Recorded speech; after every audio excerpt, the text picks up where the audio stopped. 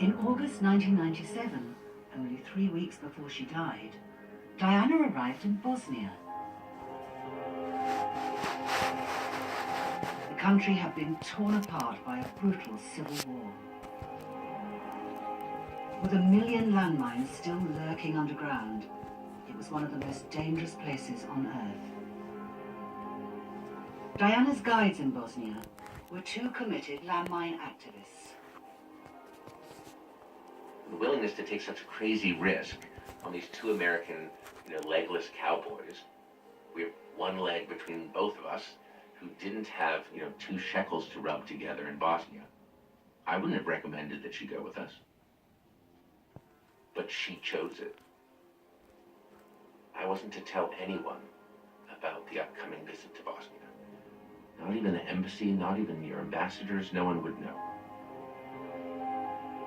It was not an easy trip, it was rigorous. And it was in a depressing environment in the post-conflict area of Bosnia. And she was morning to night visiting survivors.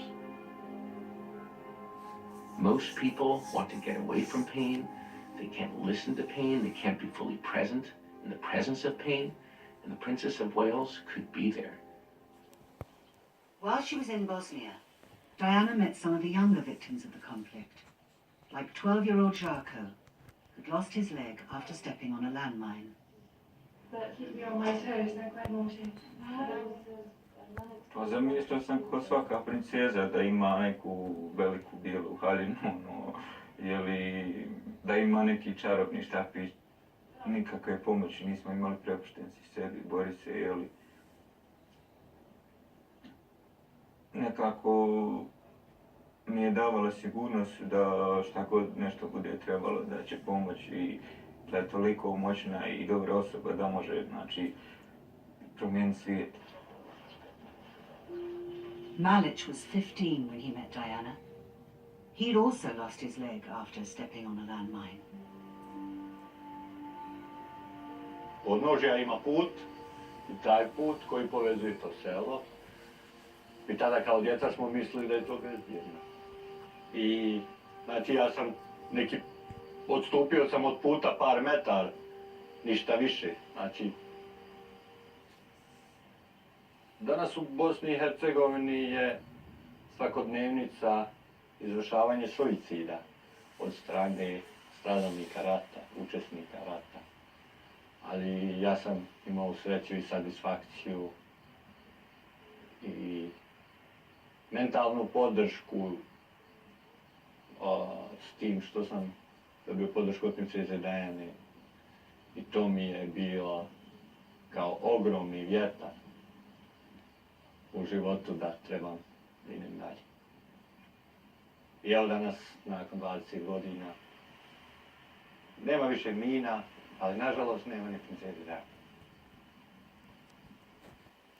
To je njen uspjeh da više ovdje nema mina.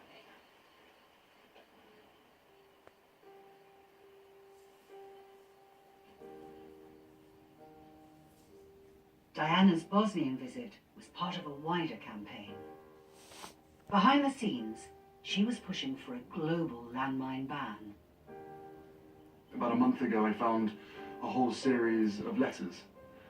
Letters that she was supposed to top and tail, that were dated 31st of August, that were sitting on her desk here. She knew exactly what needed to be done.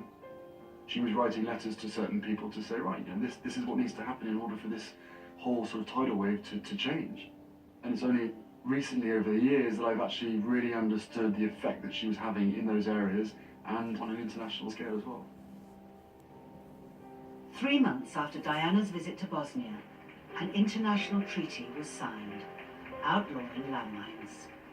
It was perhaps her greatest achievement. She had the ability to literally change a mindset of millions upon millions of people.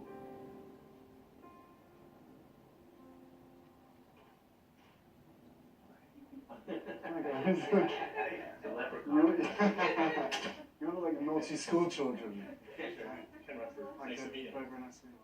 Prince Harry has invited Ken, Jerry, Jarko and Malic to Kensington Palace to share their memories of Diana's Bosnian visit. So you guys, I mean, this was it 20 years ago. This is a reunion. You both still look the same. Ish. You maybe have a little less hair. You guys were almost the last people to see my mother. Well, you saw my mother more recently than I did, I guess. Was it quite strange for the two of you to have a princess like that come and show an interest in your lives and within Bosnia, the landmine issue? Ona je bila jedina svjetlost na She kraju was tunela. the only light at the end of the tunnel for us. Ja se sjećam njene rečenice kad je I remember her sentence pri odlasku before she left. a rekla nam je She said, da nećemo biti zaboravljeni. "You are not going to be forgotten."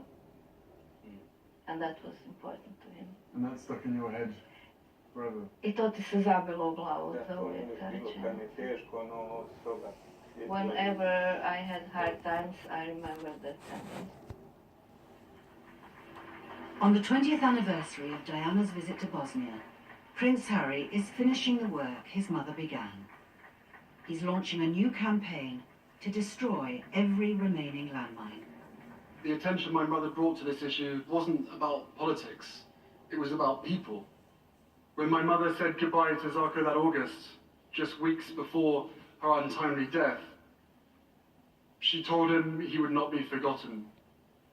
Please help me keep her word to Zarko and Malik, and other people like them throughout the world, who still need us to finish the job. Thank you.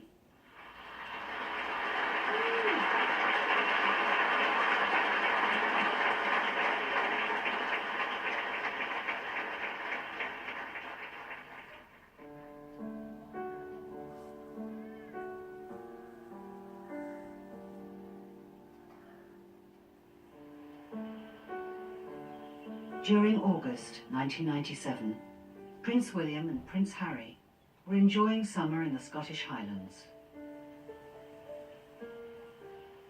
While their mother was away, she constantly kept in touch. The very last memory that I have is a phone call at Balmoral. At the time, Harry and I were running around, minding our own business, playing with our cousins and having a very good time. As a kid, I never enjoyed speaking to my parents on the phone. And we spent far too much time speaking on the phone rather than speaking to each other because of just the way the situation was. And the phone rang and off he went to go and speak to her sort of for 5 minutes. And I think Harry and I were just in a desperate rush to say goodbye, see you later, we're going to go off. And if I'd known now, obviously, what was going to happen, I wouldn't have been so blasé about it and everything else. But that phone call sticks in my mind quite heavily. Do you remember what she said? I do. And then, Harry, Mummy's on the phone, right, my turn. Off I go, pick up the phone and it was her speaking from Paris and I can't really necessarily remember what I said, but all I do remember is probably regretting for the rest of my life how short the phone call was. And if I'd known that was the last time I was going to speak to my mother, the things I would have said to her. Looking back on it now, it's incredibly hard. I have to sort of deal with that for the rest of my life. Not knowing that was the last time I was going to speak to my mum and how differently that conversation would have panned out if I had even the slightest inkling that her life was going to be taken that night.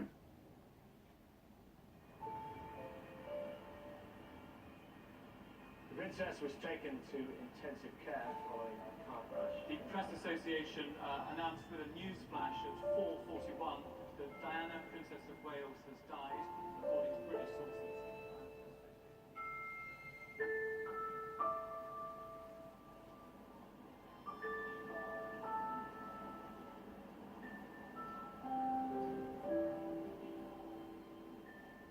The strangest thing was the thousands of people, hundreds of thousands of people, that spontaneously gathered in central London.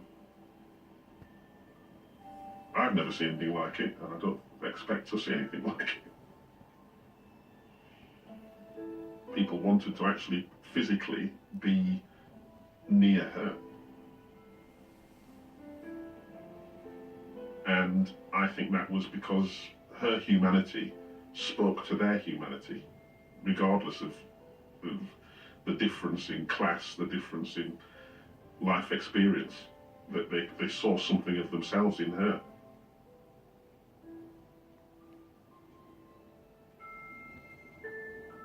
It was very, very strange after her death, you know, the sort of the outpouring of love and emotion from so many people that had never even met her.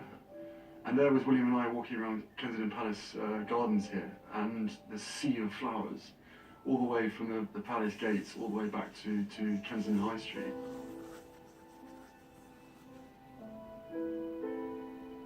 And I was thinking to myself, how is it that so many people that never met this woman, my mother, can be crying and showing more emotion than I actually am feeling? There's nothing like it in the world. It really isn't. It's completely and utterly, it's like an earthquake just run through the house and through your life and everything. It's just, your mind is completely split. And it took me a while for it to sink in.